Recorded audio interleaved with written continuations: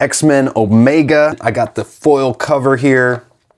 Bought this off the rack when it came out, $3.95. That was big money for a comic book back then. One of my favorite covers though, ever. We've got John Romita Jr. and Klaus Janson doing the artwork on here.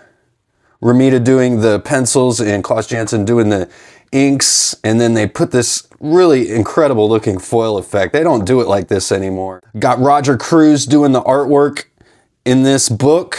And when I was a kid, I always thought it was Joe Madureira who was doing all the artwork in here.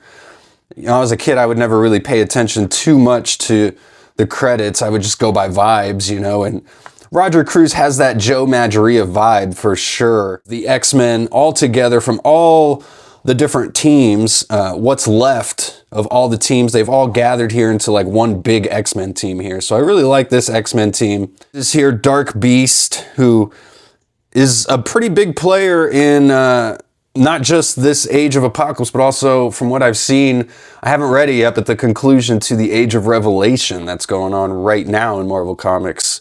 Kind of the sister event to this Age of Apocalypse. We got Cyclops and Jean Grey as well, making their attack here. I do like kind of all these terrified faces down here, and this background looks really cool.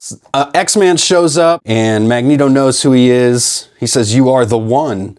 So like I was saying back in my X-Man reviews, Steve Skroce, the creator of X-Man, who went on to work on the Matrix movies, this character very much like Neo. He is the one in this universe. We get this page, and this is when this comic starts to kind of go off the rails a little bit.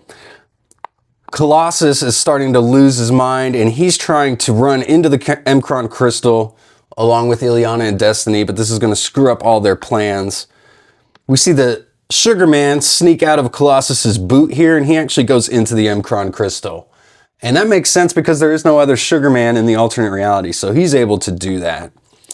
And then we think that Iceman, he's trying to stop Colossus. He doesn't think Colossus would kill Iceman to get to the M'Kraan crystal, but that's exactly what he does. So kind of out of character, for some reason all the X-Men just start fighting each other in the middle of this battle here. Gambit attacks Colossus and says they'll have to go through him if he wants to get to the crystal. Magneto shows up to confront Apocalypse for their final battle. This is a pretty good line. He goes, "You return, and I thought you were a coward." And Magneto says, "No more than you are a genius. Survival of the fittest indeed." And then he puts together this pretty awesome looking armor. And then we get the battle between Cyclops and Havoc.